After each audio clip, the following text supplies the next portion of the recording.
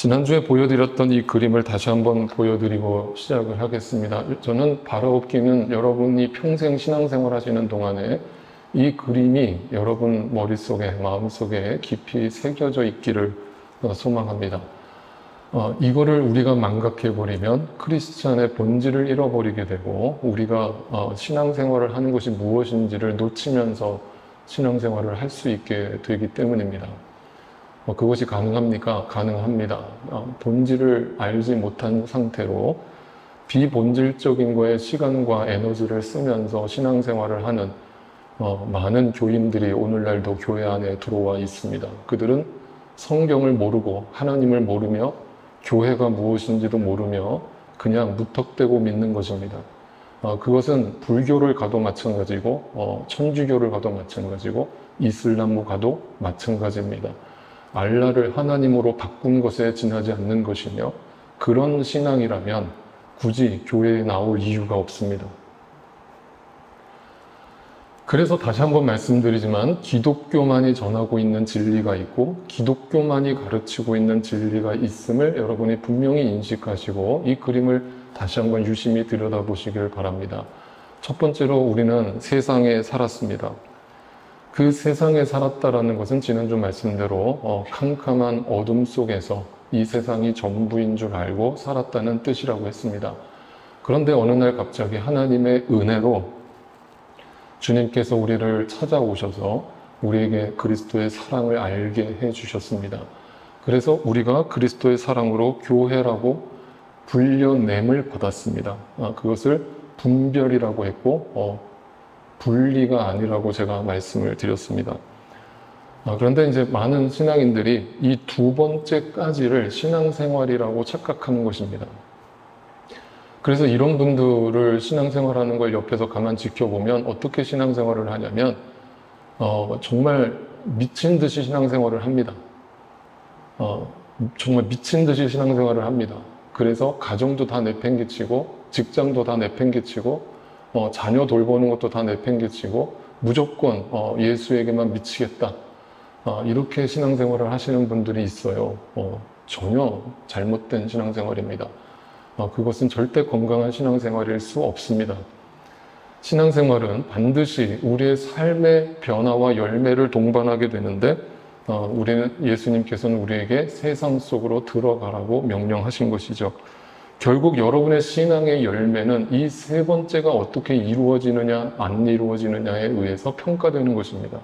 여러분의 신앙이 진짜인지 가짜인지가 이 세 번째에 의해서 판가름되는 겁니다.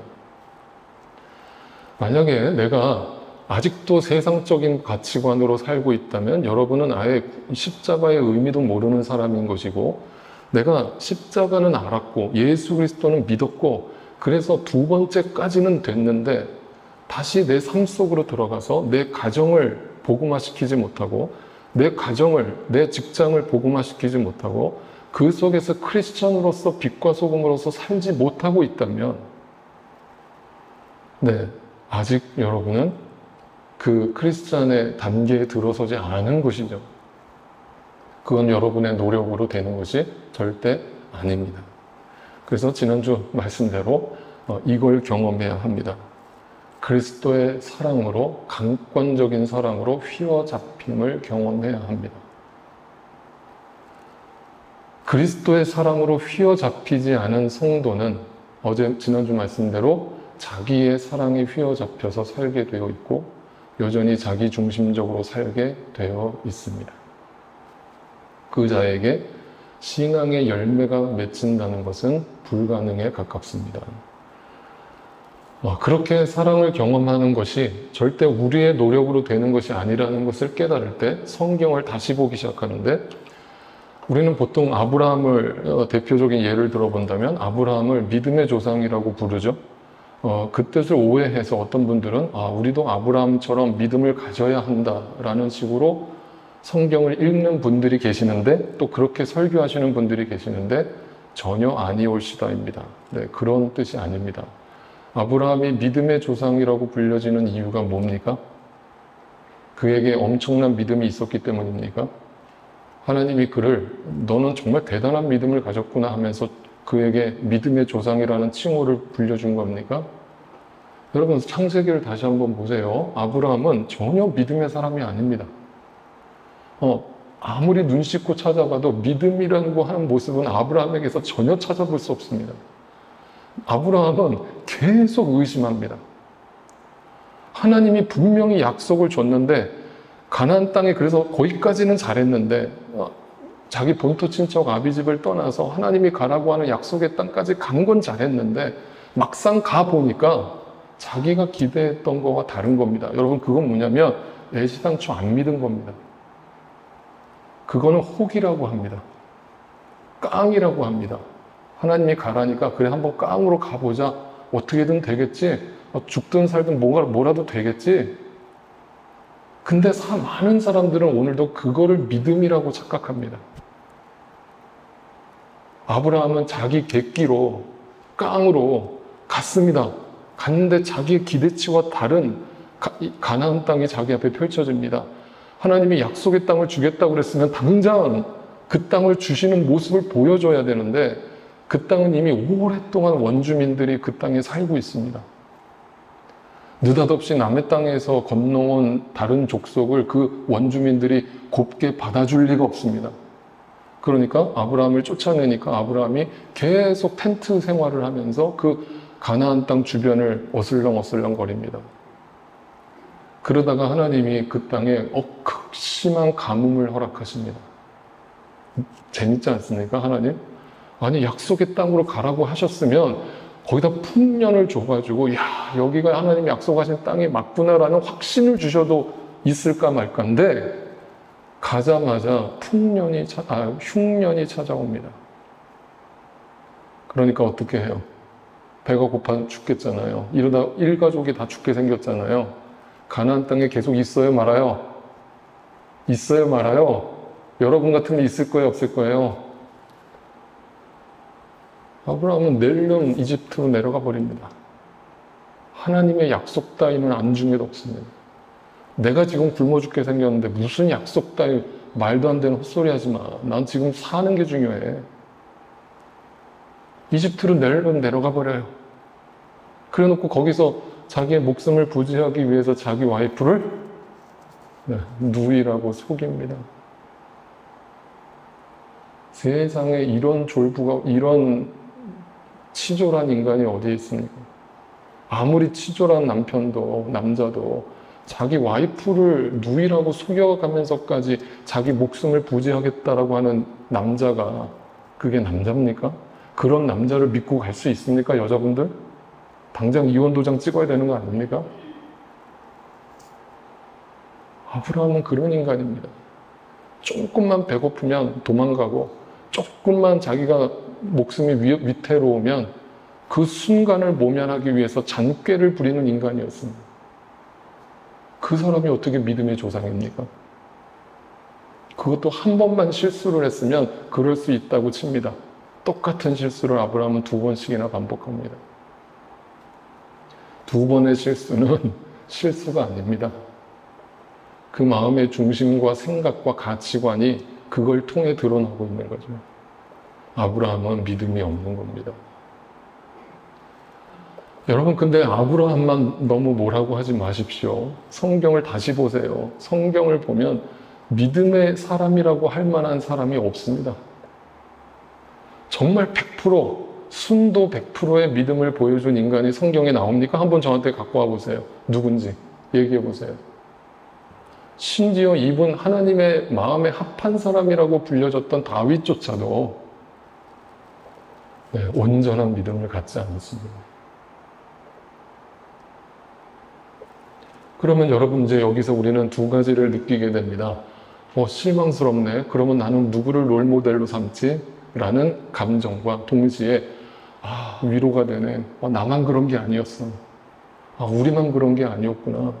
성경에 있는 그 위인들이 다 어떻게 보면 나보다도 더 못한 인간들이었다고? 위로가 되네. 네, 위로 받으세요. 네, 그것 때문에 놀라지 마세요. 그런데 사람들은 자꾸 겉으로 보여지는 어떤 모습을 보고, 특히 엘리야 같은 사람들을 보고 위대한 하나님의 종 이렇게 떠받드는 겁니다. 그런데 사도 바울은 야고보서에 보면 야고보 사도는 그 엘리야를 갖다가 우리와 성정이 같은 사람이라고 말합니다. 우리와 똑같이 약하다는 것이죠. 네, 그런 인간들에게 하나님이 믿음의 조상이라고 불려준 계기가 뭡니까? 누가 그렇게 만드신 겁니까? 하나님이 그렇게 만드신 거예요. 어떻게 만드셨습니까? 아브라함을 끊임없이 연단시킵니다. 연단시키고 훈련시키고 그 연단과 훈련의 과정에서 엄청난 고난과 핍박과 환난을 겪습니다. 이 땅에서 잃어버림을 경험합니다. 매 순간 상실과 눈물 속에 하루하루를 후회하며 살게 만듭니다. 그런데 그 후회와 절망 속에서 하나님이 드디어 그에게 진짜 소망을 보여주시는데 그 진짜 소망이 어떻게 드러났습니까? 아브라함을 모리아 산으로 끌고 가십니다. 야, 100세에 내가 너에게 준 그 이삭 있잖아. 성경에 자세히 보시면 창세기에 보면 아브라함이 그 100세에 얻은 아들 이삭을 얼마나 애지중지했는지를 이런 단어로 표현했습니다. 내 사랑하는 독자, 네 사랑하는 아들 이삭. 100세에 그 자식을 얻었으니 정말 얼마나 물고 빨고 했겠습니까? 이삭 없이는 난 이제 내 인생은 없는 거야. 너 없으면 난 죽는 거야. 난 너밖에 없어. 이러면서 살지 않았겠어요?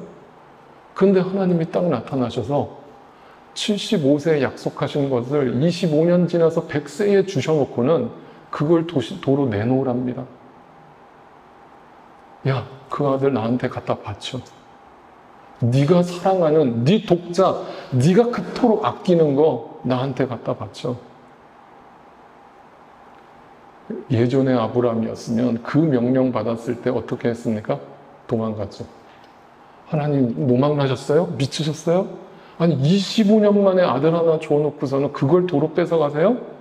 난 이런 하나님, 이런 비상식적인 하나님 나는 믿을 수 없어 하면서 도망쳤겠죠. 근데 그 모리아산 시험은 이미 아브라함이 그 시험을 감당할 수준의 연단과 훈련이 된 상태에서 그 시험을 주신 거예요. 그러니까 여러분 놀라지 마세요. 아무에게나 그런 어려운 시험 주시지 않아요. 나에게 그것을 감당할 만큼의 시험을 주시는 거예요. 아브라함은 모리아산으로 조금의 망설임 없이 바로 그 다음날 새벽에 일찍 일어나서 이삭을 데리고 모리아산에 올라갔습니다. 그리고 그곳에서 뭘 경험합니까? 여호와 이레 하나님을 경험하게 됩니다. 여호와 이레가 그럼 뭐가 되는 겁니까? 내 남은 인생에 복을 주시고 내 남은 인생을 도와주시는 하나님이시다. 이렇게 해석하는 것이 맞습니까? 절대 아닙니다. 거기서 말하는 여호와 이레란 나의 길을 예비하시는 하나님이란 나에게는 믿음이라고 하는 것은 겨자씨만큼도 없는데 나 같은 자에게 예수 그리스도를 어린 양을 예비하심으로 나에게 하나님의 구원의 반열에 오르게 하신 그 믿음을 허락하신 하나님께 감사합니다라는 고백이 담겨 있는 거예요. 그러니까 그 여호와 이레는 누구를 말하는 거예요? 예수 그리스도를 우리에게 예비하실 것을 아브라함에게 보여주신 겁니다. 비로소 그 육신의 모습으로 살아가던 아브라함, 땅에 속한 사람으로 살아가던 그 철저하게 믿음 없던 아브라함이 그 모리아산에서 여호와 이레 하나님을 만나고 나서 비로소 하나님의 구속사의 그림이 보이기 시작하는 겁니다. 나를 향한, 온 인류를 향한 하나님의 계획과 그림이 숲으로 그려지는 겁니다. 이 그림을 본 뒤부터 아브라함의 인생이 달라지기 시작한 겁니다. 그게 놀라운 하나님의 사랑이라는 것을 알게 된 겁니다. 어떻게 나 같은 자를 믿음의 조상이라 부르시지? 어떻게 나 같은 자에게 여호와 이레로 예수 그리스도를 허락해 주시지? 이것이 얼마나 큰 은혜인지를 아는 사람이 비로소 그 사랑에 보답하면서 살게 되는 겁니다. 그러니까 다시 말씀드리지만 믿음은 노력하는 것이 절대 아니에요. 그래서 사도 바울이 이렇게 갈라디아서에서 고백했었죠. 같이 한번 읽어볼까요? 시작. 그런데 내게는 우리 주 예수 그리스도의 십자가 밖에는 자랑할 것이 아무것도 없습니다. 잘 보세요. 잘 보세요. 자랑할 것이 예수 그리스도밖에 없대요. 그건 뭐냐면 이 땅에서 이제 더 이상 내가 뭔가 doing을 하는 것 자체가 어떤 것도 나의 자랑일 수 없다는 고백입니다. 많은 분들이 착각하는 것이 저와 같은 목회자들도 마찬가지입니다. 교회 안에서 하나님께 헌신한다고 하는 것이 마치 어떤 대단한 일을 하는 것이냐, 내가 이만큼 헌신했는데 이걸 안 알아줘? 이거를 당신이 인정 안 해줘? 이거에 대해서 보상을 안 해줘? 인정을 안 해줘? 칭찬을 안 해줘? 그럼 나 삐져서 못해. 안 해. 내가 뭐가 할 일이 없어서 내가 여기다가 이렇게 시간과 에너지를 쏟아 라고 생각하는 성도가 있다면 죄송합니다. 당신은 아직도 그 하나님의 사랑이 무엇인지 모르고 예수 그리스도만을 나의 자랑거리로 삼겠다는 사도 바울의 고백을 모르는 겁니다. 그래서 여러분, 저는 여러분한테 어떤 봉사를 시키지는 않지만 교회에 어떤 일이 있어서 여러분이 뭔가 교회 일을 맡으신다면 그것을 여러분의 자랑으로 생각하지 마십시오. 저도 마찬가지고 여러분도 마찬가지고 그것은 마땅히 왜 나 같은 사람에게 하나님이 교회 일을 맡기셨지? 하나님의 일을 맡기셨지?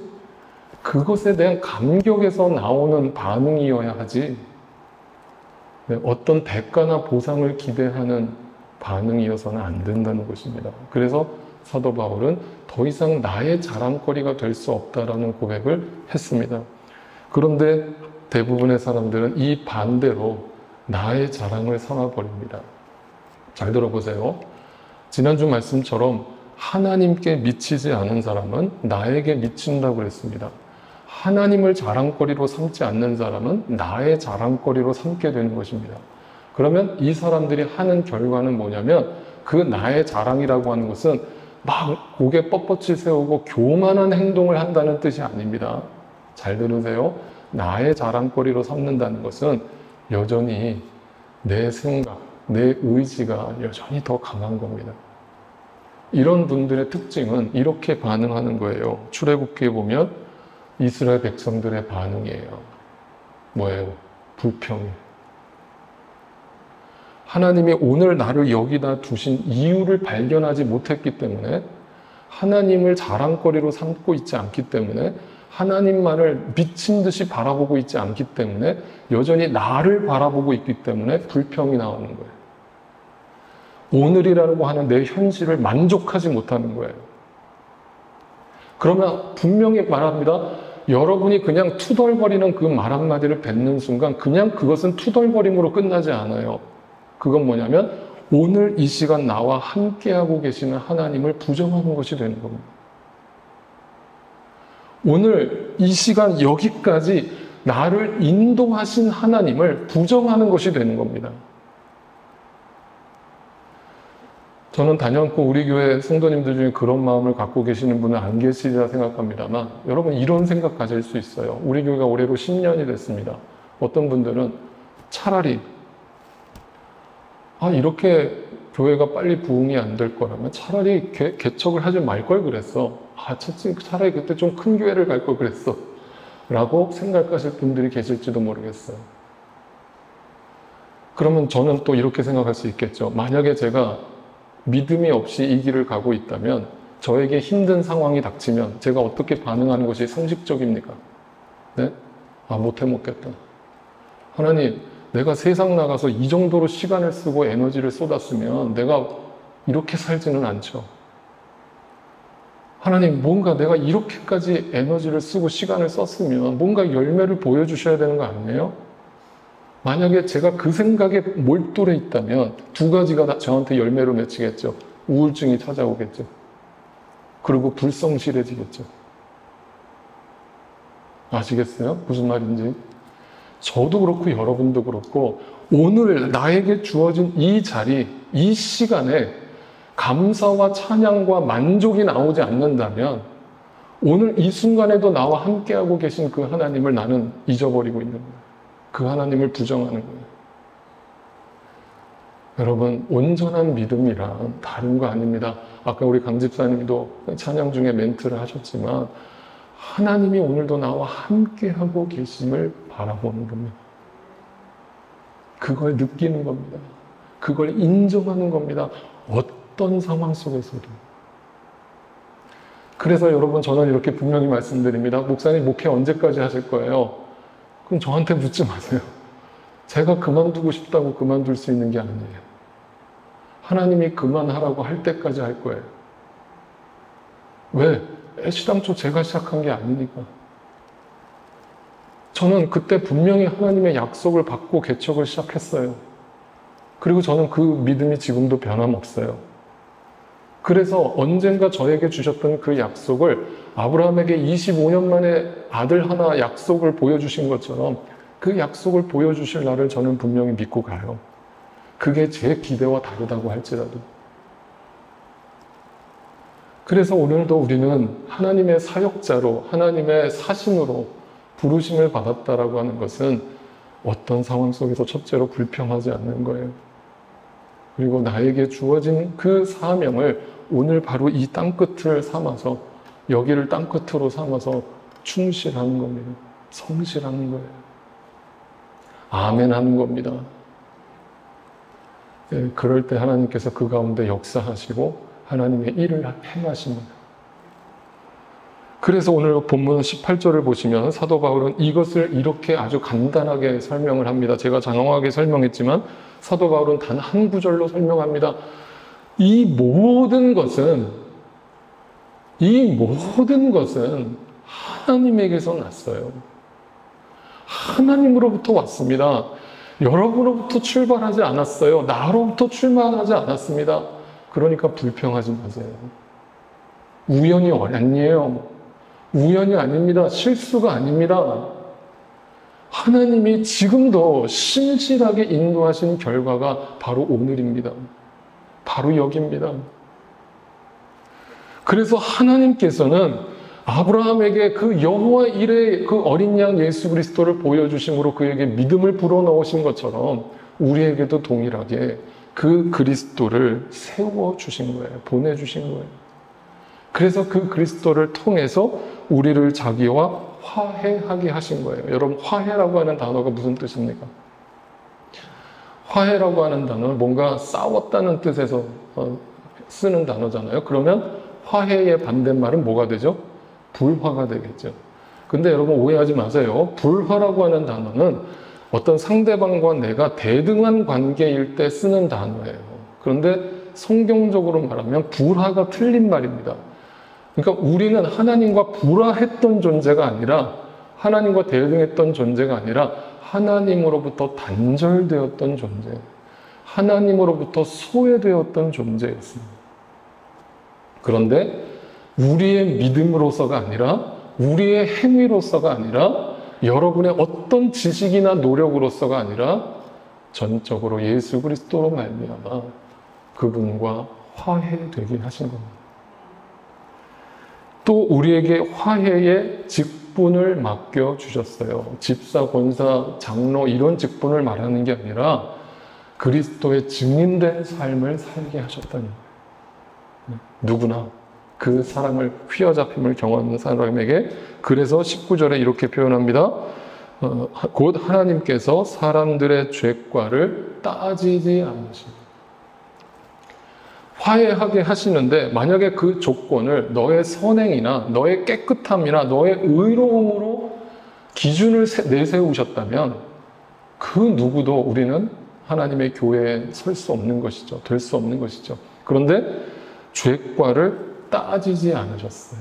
묻지 않으셨어요. 덮어주셨어요. 화해의 말씀을 우리에게 맡겨주셨어요. 우리가 죄인인데 우리를 뭘 믿고 나 같은 존재에게 하나님의 말씀을 전하라고 맡겨주신 거예요. 그러니까 이게 은혜 아니고서는 어떤 말로 설명할 수 있는 거예요. 어떤 말로. 내가 잘나서 가고 있는 게 아니라고요.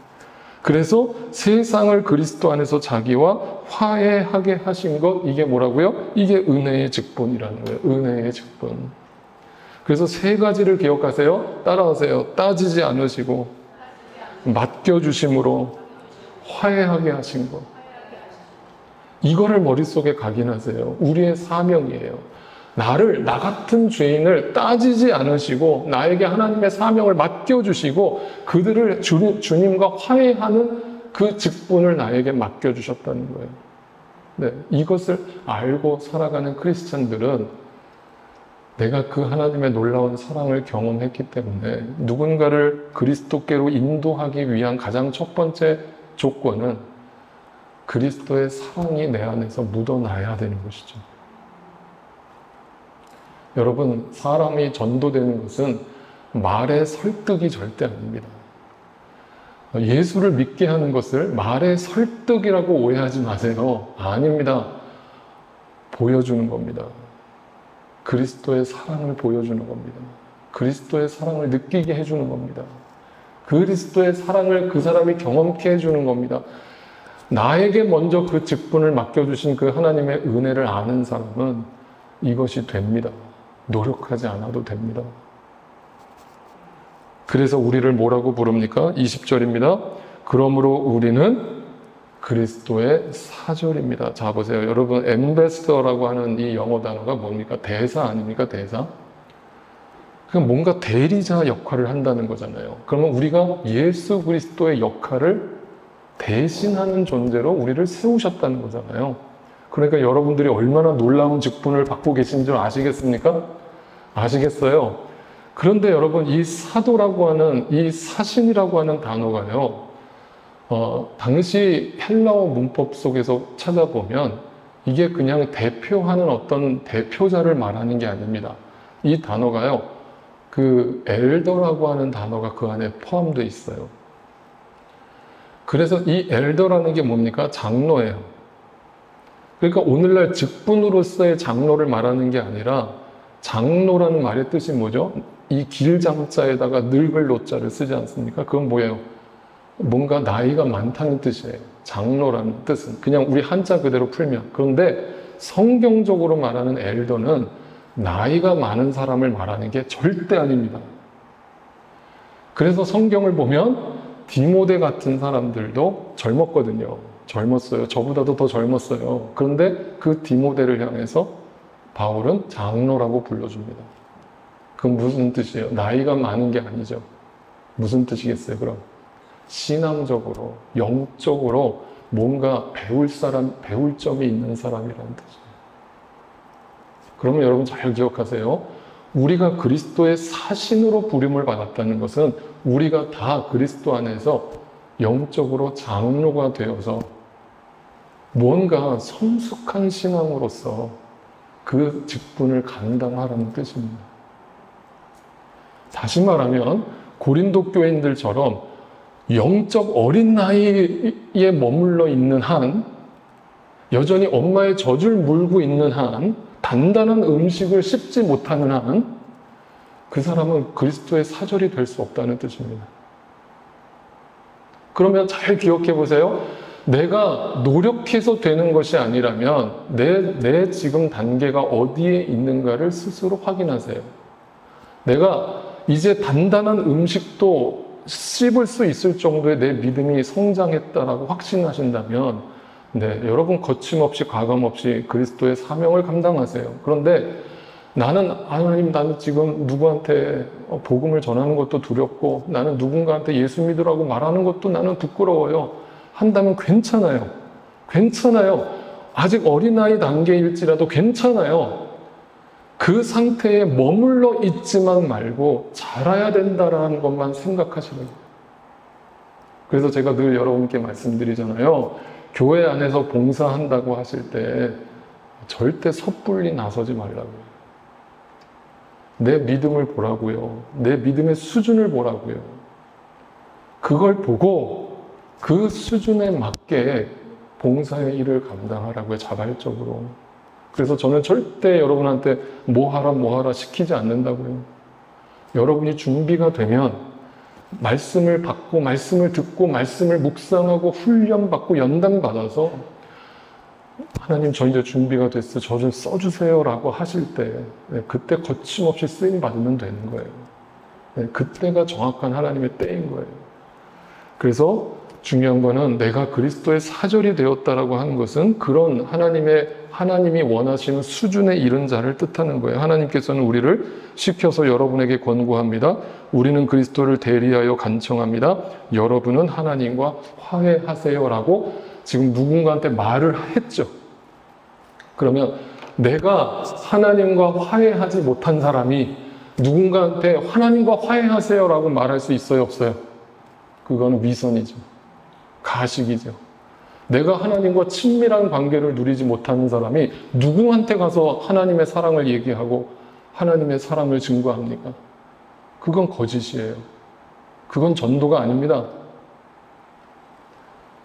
그러면 여러분, 이 화해하라는 말의 의미는 두 가지 의미가 포함되어 있어요. 첫 번째는 하나님께 돌아오라는 뜻이죠. 회개의 의미가 담겨 있어요. 여러분, 하나님과 화해하세요. 하나님과 화해하세요. 그 말은 하나님께로 돌아오세요, 이 말이죠. 하나님께로 회개하세요, 이 말이에요. 그러면 두 번째 의미는 뭐냐면 하나님과 함께 하세요라는 뜻입니다. 하나님과 친밀하세요라는 뜻이에요.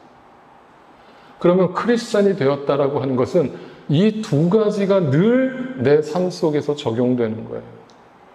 첫째는 하나님께로 돌아선 자, 회개한 자, 이제는 세상의 가치를 다 과감하게 버려버리고 출애굽한 자, 이제는 더 이상 애굽 땅에 살던 방식과 그 일들을 추억하지 않는 자, 그것을 부러워하지 않는 자, 그게 첫 번째 하나님과 화해한 자입니다. 두 번째는 그 하나님께 돌아왔다면 이제는 늘 하나님과 친밀한 교제를 경험하면서 늘 지금 어떤 상황 속에서도 나와 함께 하시는 그 여호와 이레 하나님을 경험하는 겁니다. 경험하는 겁니다. 그럴 때 하나님과 화해하세요라는 말을 뱉을 수 있는 거예요. 누군가에게. 아시겠습니까? 그리고 나서 6장 1절이 이렇게 시작됩니다. 우리는 하나님과 함께 일하는 자 보세요. 사도 바울이 이렇게 표현했죠.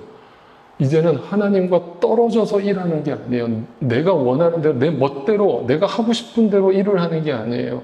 하나님과 함께 일을 하는 거예요. 하나님과 함께 일하는 사람은 하나님이 뭘 기뻐하시는지를 늘 관심을 갖는 거예요. 하나님이 기뻐하시는 게 뭐예요? 뭡니까? 뭐예요? 바로 답이 안 나오세요? 하나님이 가장 기뻐하시는 게 뭐예요? 영혼 구원이잖아요. 영혼 구원이잖아요. 그 일을 위해서 나를 포기하는 거예요. 내 칼을 칼집에 꽂는 거예요. 할 말이 있어도 참는 거예요.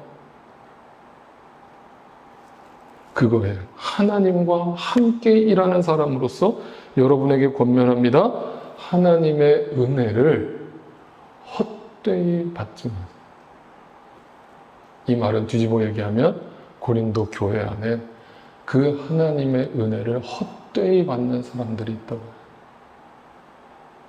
하나님의 은혜를 모르는 사람들이 있더라. 그리고 여전히 자기 멋대로 살면서 입으로만 하나님을 고백하는 자들이 있더라. 하나님의 은혜를 헛되이 받지 마세요. 제가 단연코 또 말씀드립니다. 오늘날 교회가 이 세상 사람들한테 이렇게 지탄을 받고 손가락질을 받는 이유는 하나님 잘못이 아닙니다. 예수님 잘못이 아니에요. 네. 우리가 은혜를 헛되이 받았기 때문에 벌어지는 일들입니다. 진짜 은혜를 아는 사람이, 은혜를 받은 사람이 크리스천답게 살면 칭찬을 받게 되어 있지 절대 손가락질 받지 않습니다. 제가 또 말씀드리죠. 여러분 사업터에서 함께 일하는 스페니쉬들 있죠. 노동자들. 여러분 그분들을 어떻게 여기세요? 1차적으로는 주인과 종의 관계일 수 있겠지만 여러분 그분들을 향한 여러분의 마음도 동일해야 합니다. 크리스천의 사랑으로 그들을 품지 않으면 그들은 그것을 안 보는 것 같아도 다 보는 겁니다. 야, 저 사람 매 주일마다 교회 가던데 어떻게 나한테는 저렇게 야박하게 행동하냐 라고 속으로 생각하겠죠.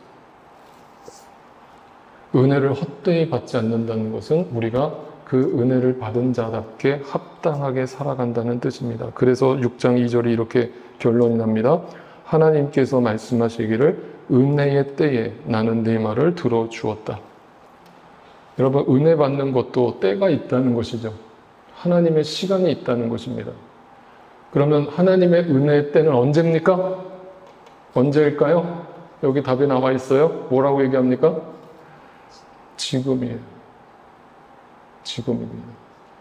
여기입니다. 제가 다시 말씀드립니다. 바로 오늘 여러분이 겪고 있는 그 상황과 그 인간관계와 그 복잡한 상황 속에서 그 하나님의 은혜를 누리지 못하신다면 절대 내일 그 은혜가 주어지지 않습니다.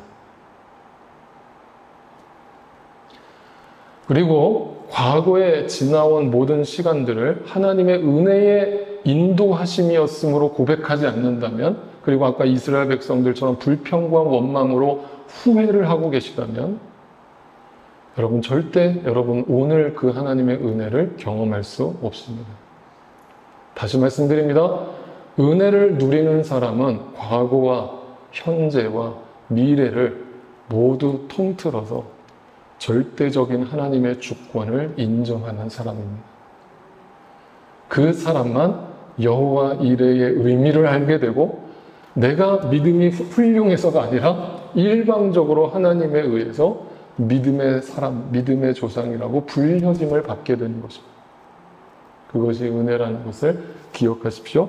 그 은혜를 받은 사람은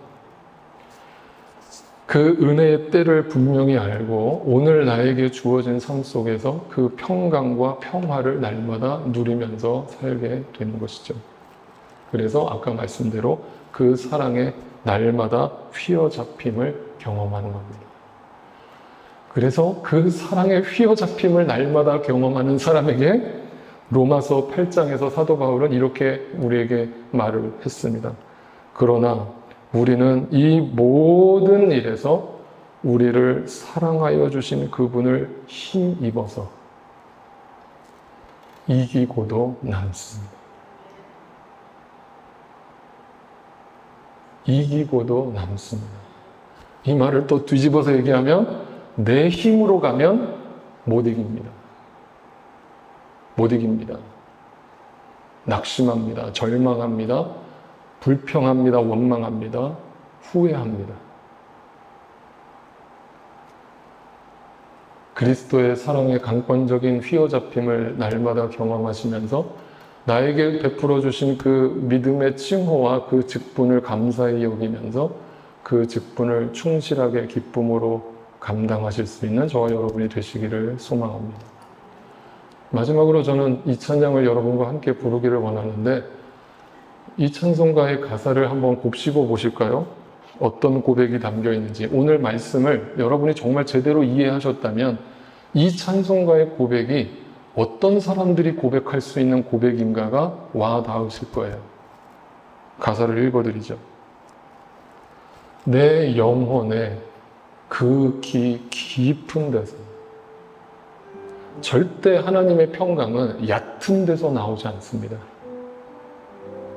내 영혼의 저 깊은 곳에서 절대 어떤 조건이나 상황이라면 절대 나올 수 없는 평강이 나오기 시작합니다. 하늘 곡조가 언제나 흘러나와 하늘 위에서 내려오는 평화로다 하늘 위에서 내려오네. 그 사랑의 물결이 영원토록 내 영혼을 휘어잡으소서, 덮어주소서. 내 마음속에 솟아난 이 평화는 깊이 묻힌 보배로다. 나의 보화를 누가 뺏어갈 수 있으리요? 그 아무도 없으리라. 내 영혼의 평화가 넘쳐나는 주의 큰 복을 받으리라. 그 복은 이 땅에서 물질의 복, 건강의 복, 평안의 복이 아니라 심령이 가난한 자는 복이 있나니 복된 복되도다 심령이 가난한 자들이여, 복되도다 의에 줄이고 목마른 자들이여, 천국이 너희 것이미로다. 너희가 한 것은 아무것도 없지만 이제 예수 그리스도를 통해 그 복이 너희에게 주어졌다라면서 선언하시는 겁니다. 내가 주야로 주님과 함께 있어 내 영혼이 날마다 편히 쉬는. 이 땅 위에 험한 길 가는 동안 참된 평화가 어디에 있나? 그것이 물질인 줄 알았고, 건강인 줄 알았고, 자식인 줄 알았고, 이 땅에서 명예와 복을 얻는 것인 줄 알았는데, 살면 살수록 그것이 아니라는 걸 알게 해주시는 것이 얼마나 감사한지, 얼마나 감사한지. 우리 모두 다 예수를 친구 삼아 참된 평화를 누리고, 이 고백이 저와 여러분에게 진실되게 고백되어질 수 있기를 바랍니다. 다 자리에서 일어나셔서 이 찬양의 고백을 하나 앞에 올려드립시다. 내 영혼의 그 깊은 데서, 내 영혼의 그 깊은 데서 맑은 가락이 울려나네.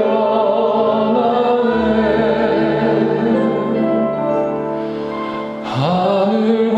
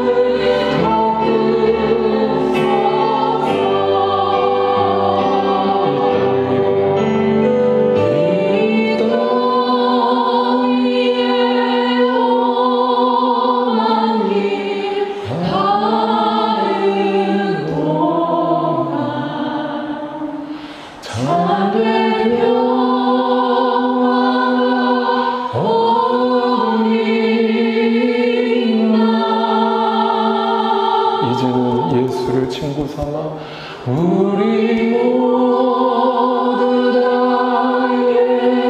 예수를 친구 삼아 자교를 누리게. 눈을 감고 가슴에 손을 얹고 고백합시다.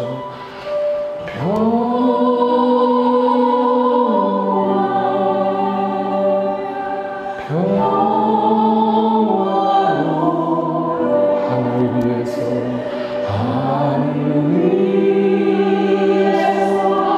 내려오는 그 사랑의 물결이 그